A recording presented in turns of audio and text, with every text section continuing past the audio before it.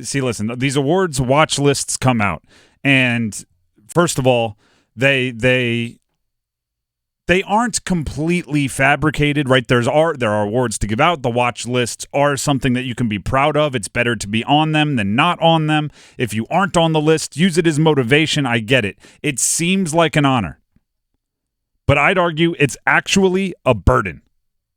It's actually a response, or maybe even a better term than burden, a bullseye. Maxwell Award goes to the most outstanding player. It's kind of like the knockoff Heisman, right? It goes to the best player. Ironically, usually the Heisman wins the Maxwell. It's one of those, like, if you win the SAG Award, then all of a sudden you're like the favorite to win the Oscar or whatever. I don't know the order of those awards, but you heard in the intro there were highlights from Drake Maye, Riley Leonard, Donovan Green, wide receiver Wake Forest, as well as Devin Leary and Sam Hartman, who are both on the list at their new schools, not NC State and Wake, instead Kentucky and Notre Dame. And first of all, everyone on the watch list does not have the ability to win that award. Actually, we'll go back to the Oscars as the example, right? If there's, I think you can have 10 Best Picture Award nominees now. Something like that. They've expanded it. It's a lot. Yeah.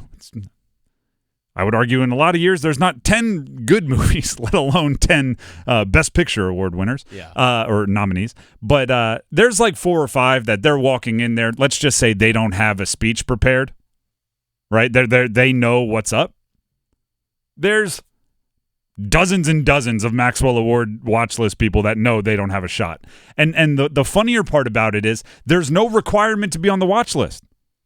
If you're not on the watch list now, week 2, you could be added to the watch list. So it's not even like this is the pool of players that could win. It's you could be knocked off and someone else could take your place. It's just a starting spot. It's just we think you're going to be really good this season. That's all the list really says. Or for like the Bronco Nagurski Award, which also came out with their watch list, the top defensive player. We think you're going to be really good and you play defense. I respect that. Or the Outland Trophy goes to the best interior lineman on offense or defense, which includes tackles for some reason. So we think you're going to be really good and you're over 300 pounds edition. Yeah. And to give you the kind of local ties that are on these lists, the Nagurski Award, which goes to the top defensive player, Dwayne Carter, defensive tackle from Duke, Cedric Gray, tackling monster from North Carolina, and Aiden White, corner out of NC State. And then the Outland Trophy, which, as I mentioned, goes to the big boys, Graham Barton of Duke, offensive tackle, and then Isaiah Helms and Bucky Williams, interior guys from App State.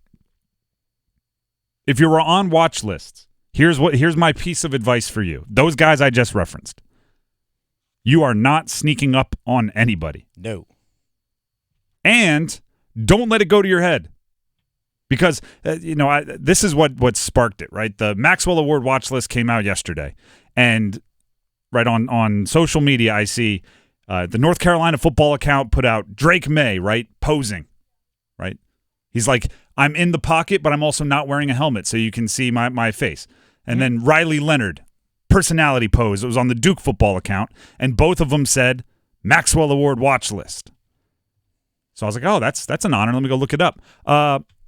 Western Kentucky, who went 9-5 last year. Shout outs to the Hilltoppers. And shout out to great mascot. Great.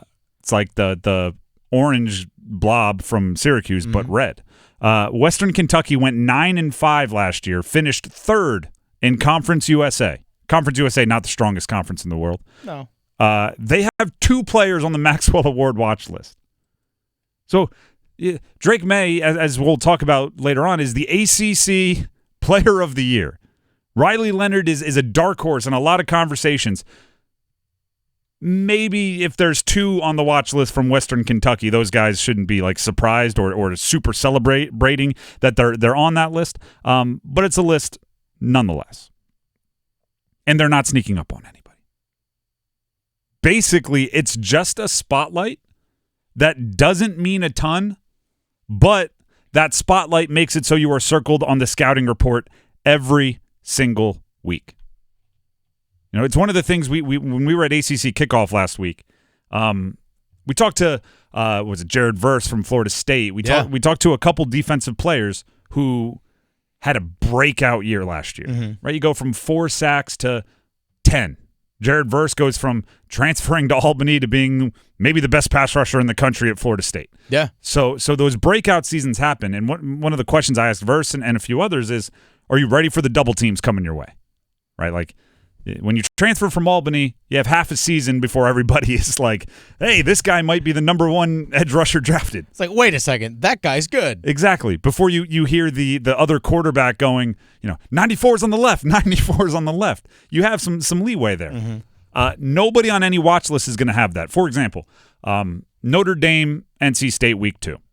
Just picking a game with teams you'll recognize. Aiden White is a Nagurski Award watch list guy for the Wolfpack. He's a corner. He's a stud. When Notre Dame's offense, their starting offense, so Sam Hartman, is facing the scout team defense that week, right? So you have the freshmen, the red shirts, the walk-ons looking at cards and trying to do their best to mimic the NC State defense. There's going to be a player who is in like a yellow penny or something to identify himself. Maybe one of those little caps they put on top of your helmet.